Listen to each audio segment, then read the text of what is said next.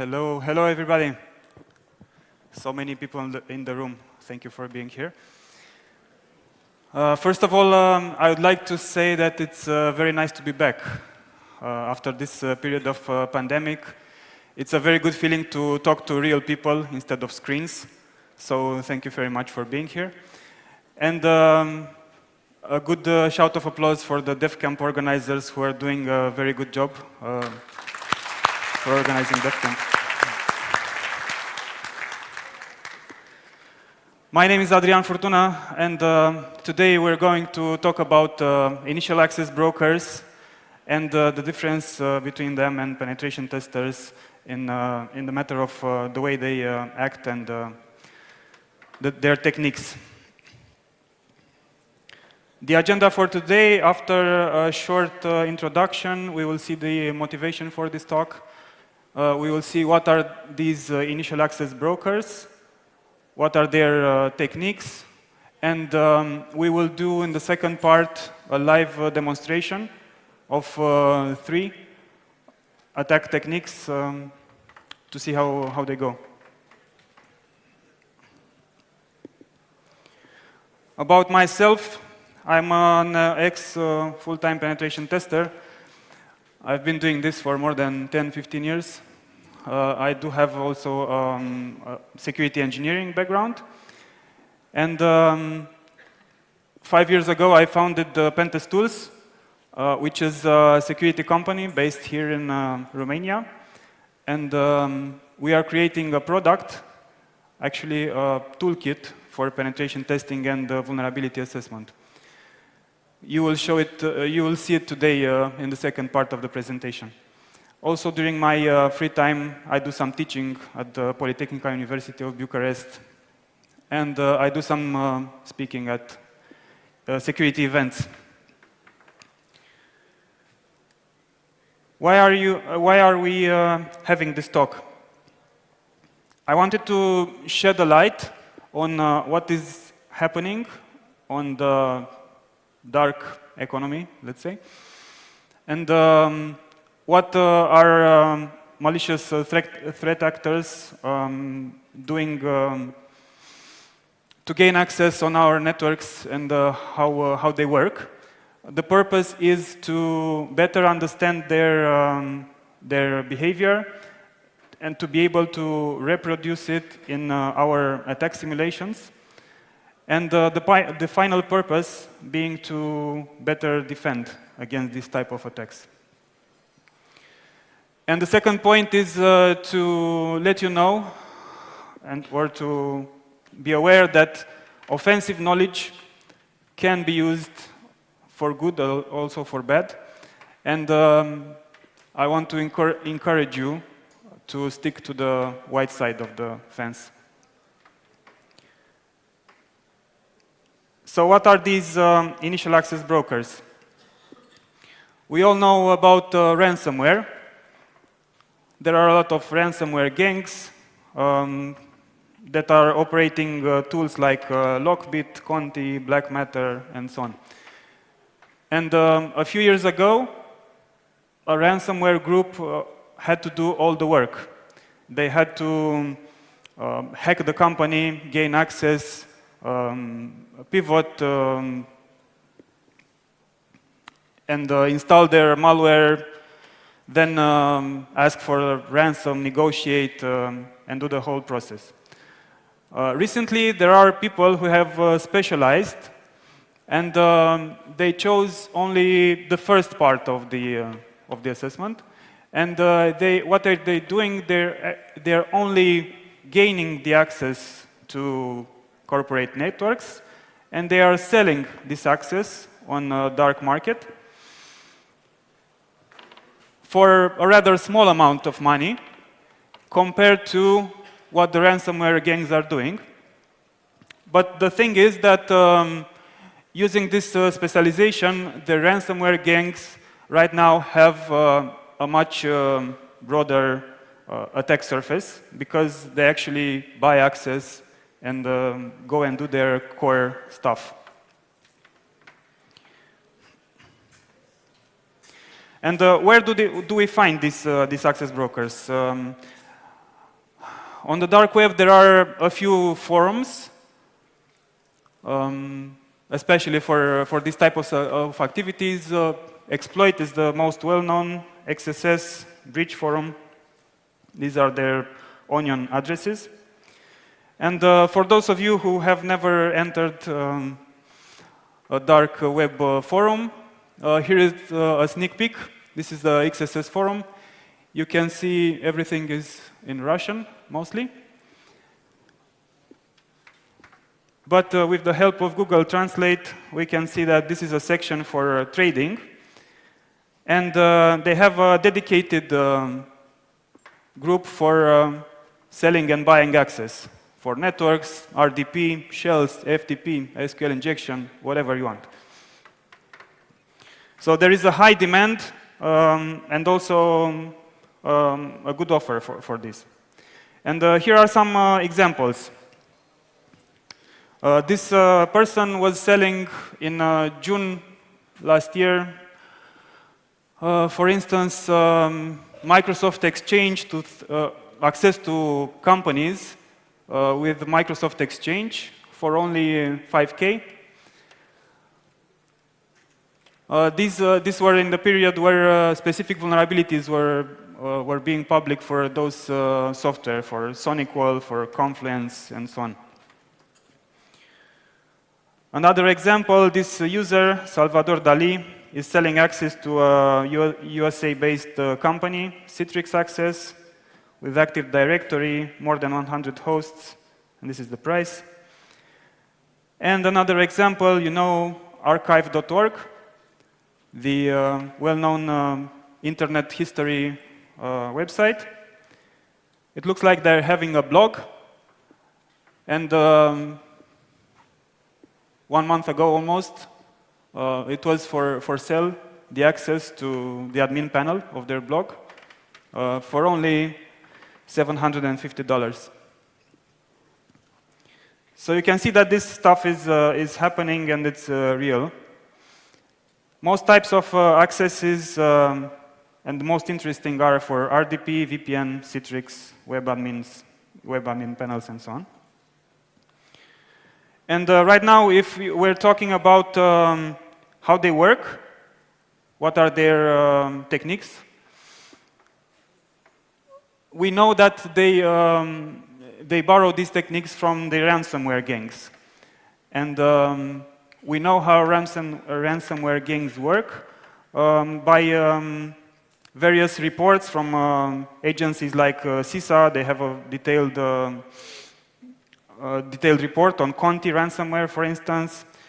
There was the famous Conti leaks. That was really nice in February. Some angry member from the Conti ransomware group was angry because the Conti group was supporting Russia, and he was pro-Ukrainian, and he got mad, and he leaked a lot of data, insider data from the group, and this data contained actually a manual for those hackers with step-by-step guide on how to access the networks, how to pivot, and so on. And also, there are some public breach reports, like the Cisco hack that happened a few months ago. They wrote a really nice write-up detailing how the access was gained. Also, the Colonial Pipeline attack, also a ransomware attack. We have details for those also. So I have compiled from those sources a list of most common initial access techniques, and I also have mapped them to the MITRE attack framework. Just in a few words, we have spear phishing. So these are targeted emails to specific persons containing malicious attachments or malicious links. Also, we have access using valid accounts. One from leaked credentials. You know that there are periodically appears in the news that some company has been breached and their data has been made public. What the attackers are doing are using that data, those credentials, and trying them on other services of that company, basing on the fact that people reuse passwords. So this is another technique for gaining access. Also doing brute forcing attacks on RDP, SSH, and so on. Exploiting vulnerabilities in external assets, in unpatched servers, like the first one that we saw on the dark market.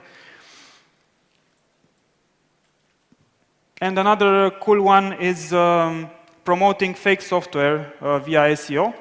For instance, if you as an attacker create a fake website for TeamViewer and you promote it very well and you do a good SEO, then somebody who would search download TeamViewer, they will land on your fake website and download a fake TeamViewer, which has, of course, some backdoor inside. What we will do today, we will demo these three techniques. Okay, so enough talking. Let's do some live hacking. So what we're doing, first of all, we're doing an RDP brute force attack, a simple one.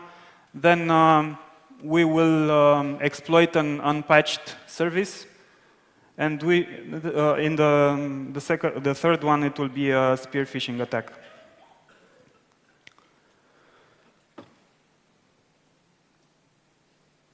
Okay, we will use for these scenarios the Pentest Tools platform.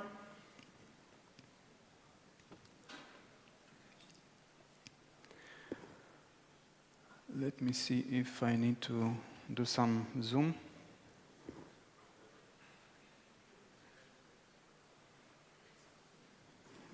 Okay.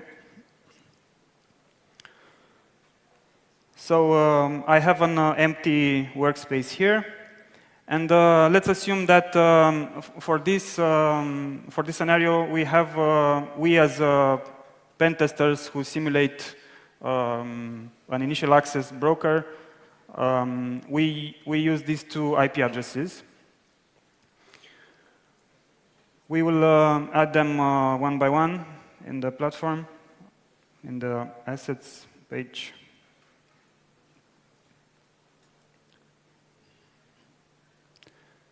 So we do this one, we will call it target 1.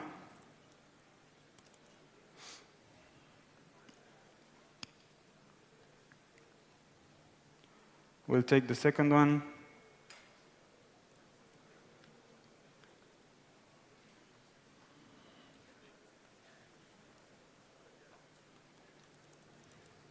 We'll call it target 2. And of course, the first thing that we want to see is which ports are open on these targets.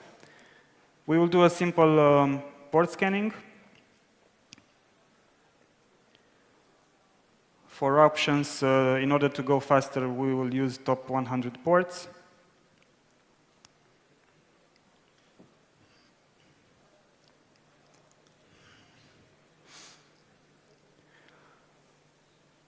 Okay, the scans are finishing quickly.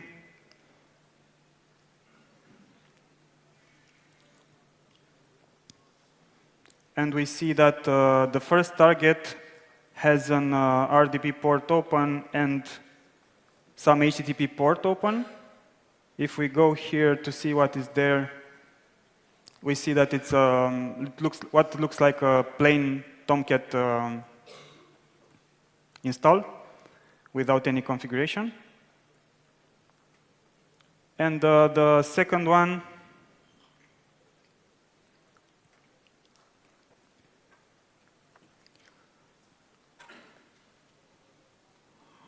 target 2 has also an RDP port exposed to the internet and some RPC port from Windows. Okay, so this is the attack surface that we're having just from scanning top 100 ports. This is an aggregated visualization. And I said that we will do an RDP brute force attack, and we will do it against target 2. This is the 140 IP. And for this, so these are the categories of tools available. And for this one, we will use the password auditor. This is the IP. We want port 3389. These are all the services that can be brute forced automatically, but we will disable them and leave only RDP. Okay, and we should use a word list. There are multiple word lists defined in the platform, but I'll use a small one created especially for this exercise.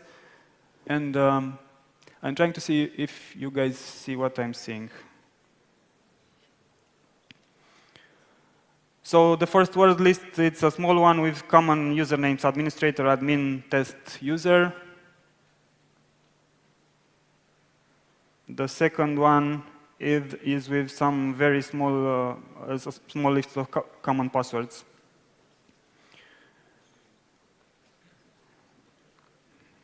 Okay, and yeah, we'll scan it.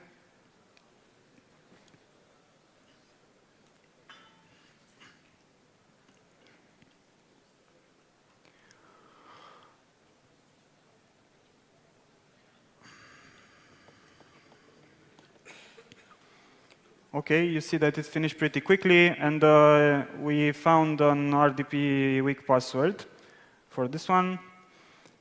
In order to test it, let's go with the RDP client and use the credentials admin and password.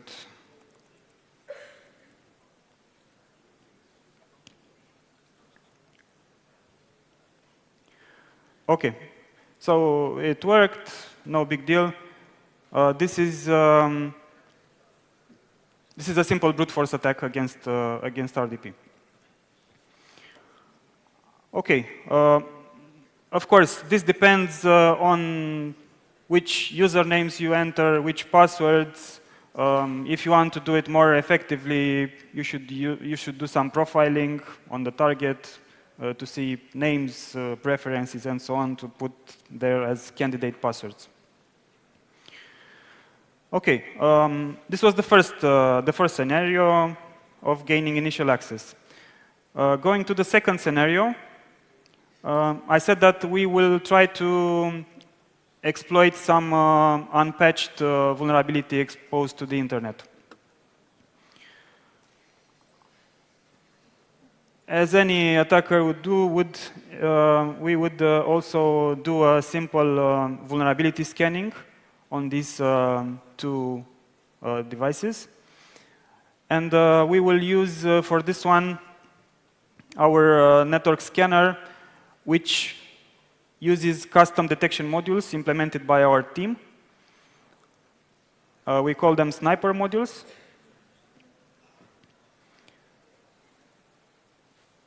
And I have started a network scanner against these two targets, only with those modules. To see what they look like, we have there is a vulnerability database. It should be here somewhere, with all the vulnerability detections that are implemented in pentest tools.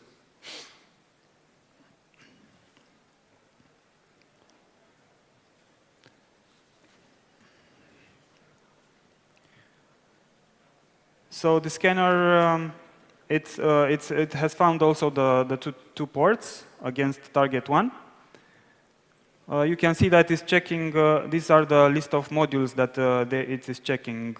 VMware, vCenter, remote code execution, Tomcat, remote code execution, and so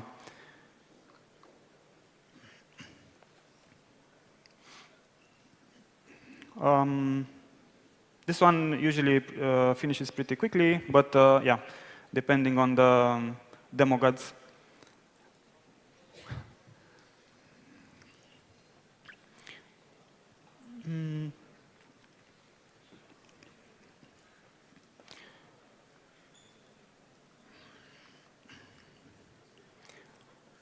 Yeah, just a second, because some detectors take longer than others. Cheers for someone who dared to do a live demo on stage.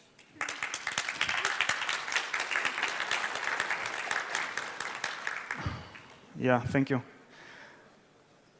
So yeah, it looks like it has finished the scan for target 1, and the network scanner has detected remote code execution in the Tomcat server that I showed you. It's a vulnerability in the Spring framework. Spring is a web programming framework for Java applications, and this year they have a remote code execution in what they do, and the scanner managed to detect it reliably, and it has run the whoami command. And in order to actually see if how is this exploitable and what type of access we can gain, we can chain it further and exploit it with Sniper. Sniper is a tool for automatic exploitation. You can see it as more of an automatic metasploit. We'll just let it run, and I'll tell you how it works.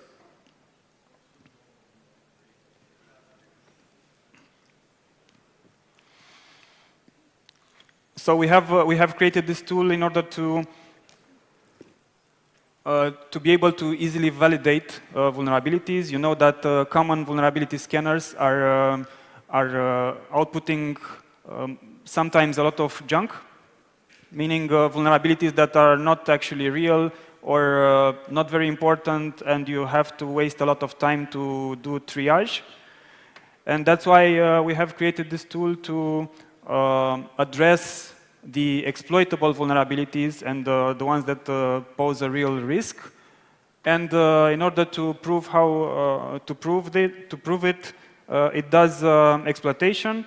And after a successful exploit, it also extracts some artifacts with data from the target in order to see the real impact. And yeah, there are some console messages here, and one of them is saying target is vulnerable to Spring Core CVE.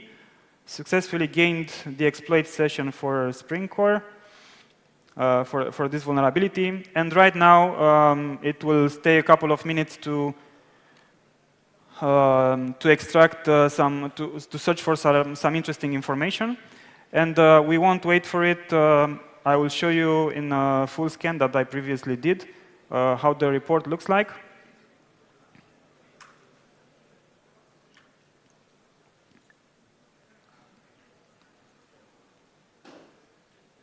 So it says this is a successful exploit of the Spring Core vulnerability, Spring for Shell. So it says that Sniper managed to obtain remote code execution as user anti-authority system, current working directory Apache Tomcat, etc., computer name, and so on. Details about the exploit. And here on the left are the artifacts that are being extracted from the target. So we have the local users. If it has the right privileges, it can extract also the hashes of the password. The processes that are running on the system. Then the disk drives. We do some scraping of the drive and extract some interesting information. For instance, this server has some file with a TXT file, apparently with some credentials. And another nice stuff is the network visualization. So imagine that Sniper is running on the target machine, and it knows all the network configuration of the machine and the systems that it is connected to. And we do a graph here. This is the target machine. And we see that it has an incoming connection from, this is the Pentest Tools server that it has initiated the attack. We also see some hosts on the internal network from the ARP table, and some other connections if there are there. So imagine if you see a host that is, has a SQL connection, you can see that it's connected to something interesting, and you can dig further. So this is a report of a successful exploitation. Okay. If you are still with me, then we will go to the third attack scenario, which is a bit more complex, and I'll show you how it works. Before demoing, I created a diagram of the attack.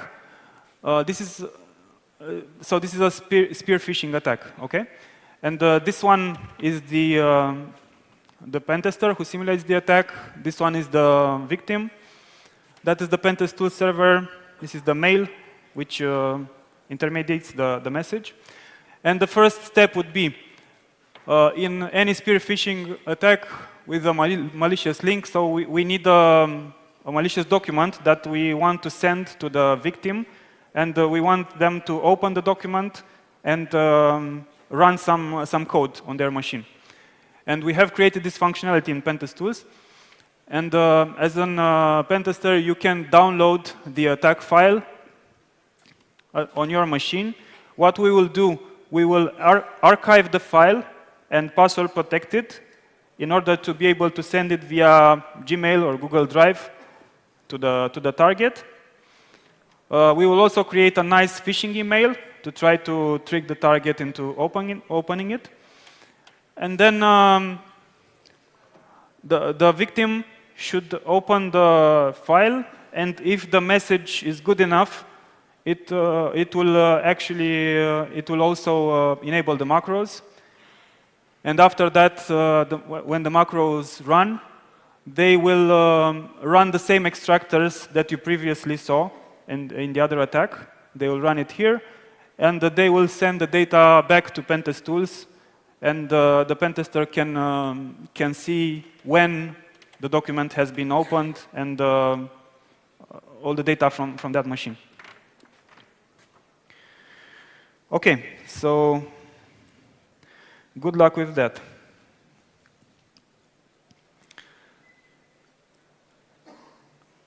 Okay, so we will start with the Gmail account, which simulates the attacker in this case.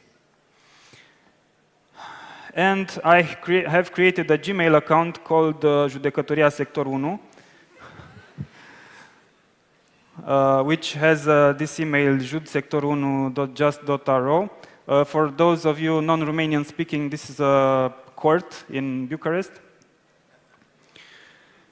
Okay, and I tried to create a message as realistically I could.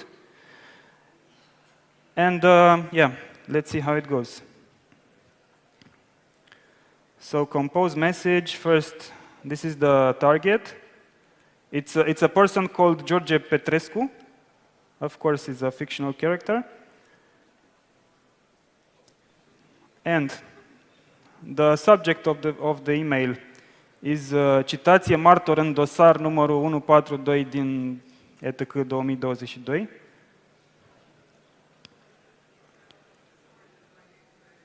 Just a second.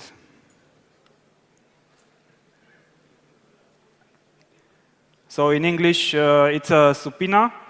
So we're calling for a witness in trial.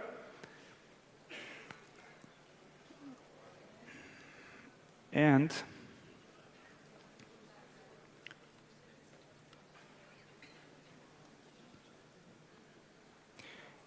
stimate domnule Petrescu, sunteți chemat la judecătoria sectorul 1 București, camera sala 3 ETC, în data de 12 decembrie, în calitate de martor în procesul penal din dosar numărul ETC. Puteți accesa citația completă în format electronic la adresa și, atenție, din motive de securitate, documentul este protejat cu parolă. Parola este numele dumneavoastră de familie scris cu litere mici. The best I could. Ar mai putea fi și CNP-ul, de exemplu, persoanei.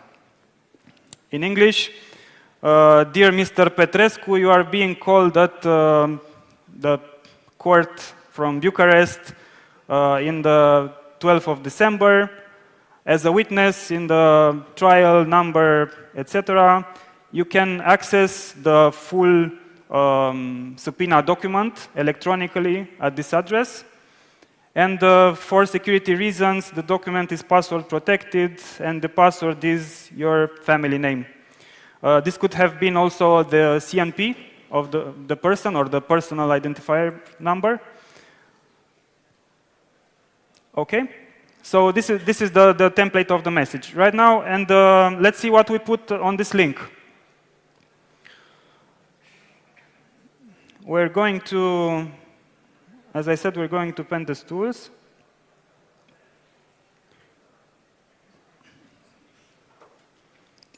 And we have recently implemented this feature called client-side attack, where you can create a malicious document with an attack handler. It can be doc, XLS, and so on. And what? Okay, so this is here you can download that attack file, and here it will be received the data from the customer. We download it locally on our machine.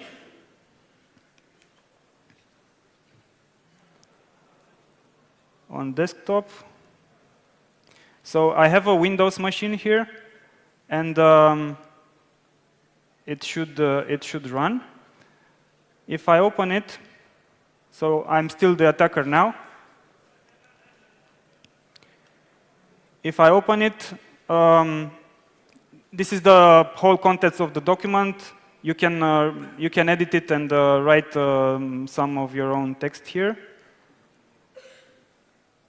I'm still the attacker, but Windows doesn't let me run the macros because of a recent feature introduced by Microsoft, which is called mark of the web. Have you heard about it? Okay, so the mark of the web is a feature introduced by Microsoft, which actually doesn't allow you at all to run documents which have been downloaded from the internet, to run macros from those documents.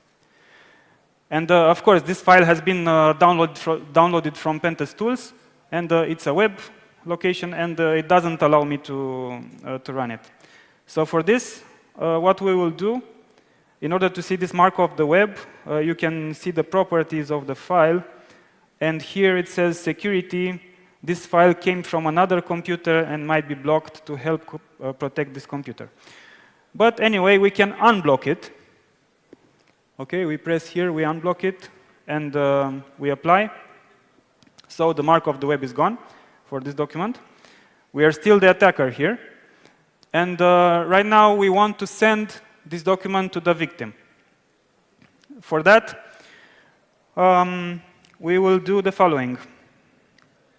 In order to make it more credible, we will give it a nice name. Just a second. So, yeah.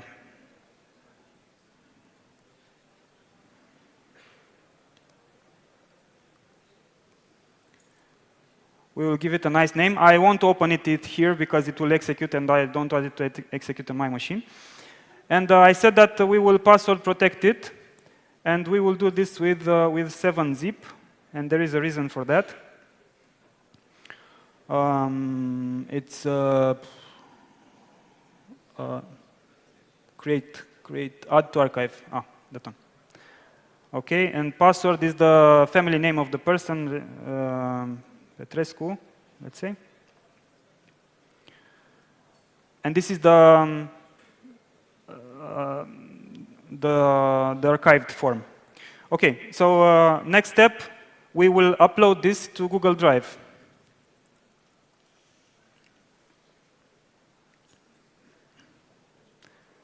We have a simple directory here. New file upload. And we're on desktop. We're uploading the 7-zip file. OK, and we need to share it in order to be able to be accessible. So we will share it with anyone with the link. Copy, done. And going back to the email, we're putting this new URL here. We can do this bold. We can do this some other types to make it more interesting. And that should be it. Let's send it. OK. Right now, we are on this phase. So we, as attackers, have sent this to email. And now we're moving on the victim side. We're moving here. So this is a virtual machine that we have created.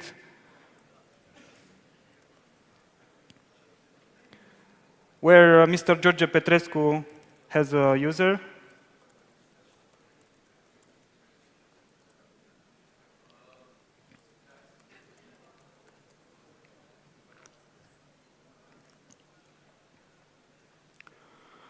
OK, so right now we have moved on the victim side, And Mr. Petrescu has this. Yeah, this was the test that I previously did. Has received this email, which looks like this. And of course, for somebody who knows their stuff, the fishy things here are the email address. Of course, it's a Gmail. And some link, it's Google Drive. But this can be easily done on a dedicated domain to make it even more credible. And on this machine, we have an antivirus, the basic Defender.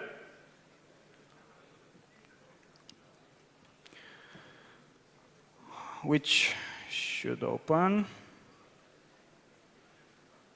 Come on, open. OK, and the signatures, we see that it has been updated today.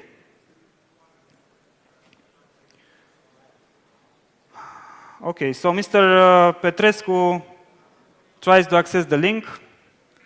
For some reason, Google wants me to check if I can see bicycles. Do you see bicycles? Oh, look, another one. Are there any more bicycles? These are not bicycles. OK. God damn it.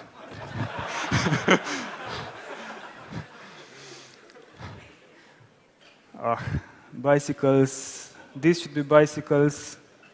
More bicycles. and verify. Yay! I found the bicycles. So on Google Drive, Google shows me this file, but since it's inside an protected archive, it doesn't open it to me, so I need to download it. I will download it on the desktop. And regarding the mark of the web, this archive is being password protected, again marked as downloaded from the web. But if we extract here, of course we want to enter the name.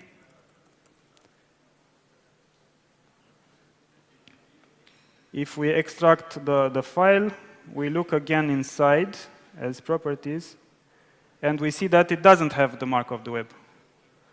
So it has been extracted from 7-zip. There is a catch here, because not all archiving files do this. So there are others who preserve the mark of the web, but 7-zip doesn't. So we have this document, and Mr. Petrescu opens it. Since maybe he's pretty scared about the court stuff, he really wants to see what is inside, and he does enable content. Okay, at this stage, the attack can be even more elaborate. We can make it disappear, that message, and make it even more real. But I have enabled the macros, and what is happening behind is there is should be some PowerShell processes here running. So these are started from the macros from the document. And the user doesn't see anything. He can also close the document, believing maybe that it's an error or something. But on the back, we go on Pentest Tools again, and we see here that on this handler we have one target, meaning that somebody has connected back to us right now, a few minutes ago. And there is a sniper scan which is running on his machine.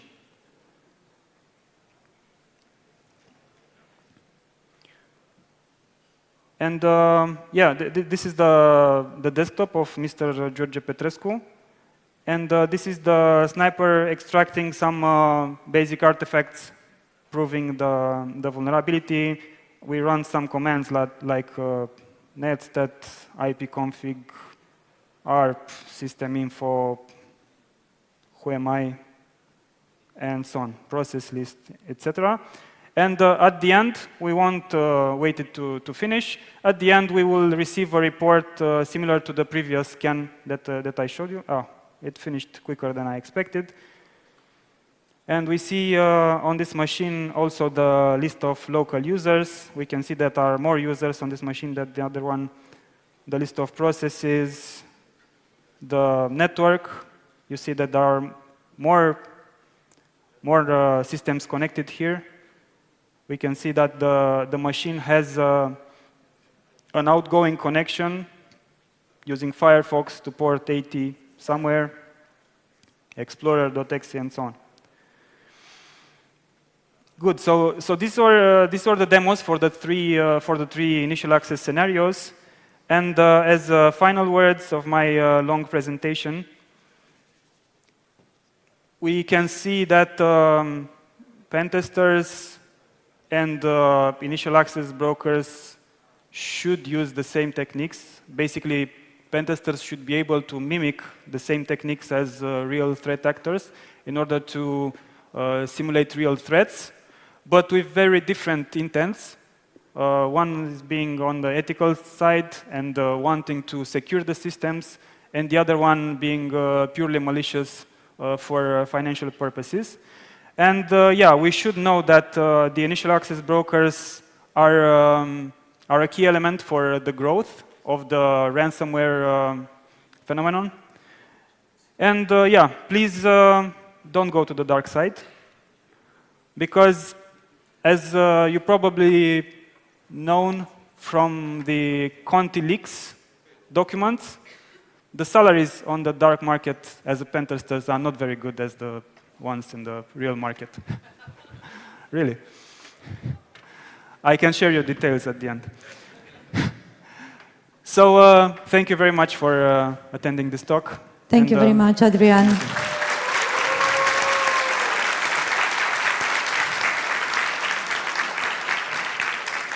Even though we are very late with the presentation, apparently Adrian was comfortable with me on the stage for the last 20 minutes, really. Are there any questions? Short ones. Thank you for the presentation. I have one question regarding the spear phishing scenario. After the macro executed, we saw a PowerShell process being created. Do we have means in the Pentest tools platform to customize this behavior? Because, for example, if we target a user in a corporate environment and we have an EDR solution, this kind of behavior is immediately detected, if not blocked, yes. If we have this kind of capabilities. So right now, this is a very fresh functionality introduced in Pentest tools. Basically, last week was live. And we introduced some basic anti-detection features. For Defender, it works, but we are aware that there are anti-malware solutions who detect better this type of behavior, and we intend to introduce more types of obfuscations to try to bypass those also. So we know it's not a bulletproof solution, but it's the first phase. Thank you. Thank you. Thank you, Adrian. Thank you very much. I guess he will be available in the lobby, and for any other questions, you can address them directly. Yeah, you can find me at our stand at the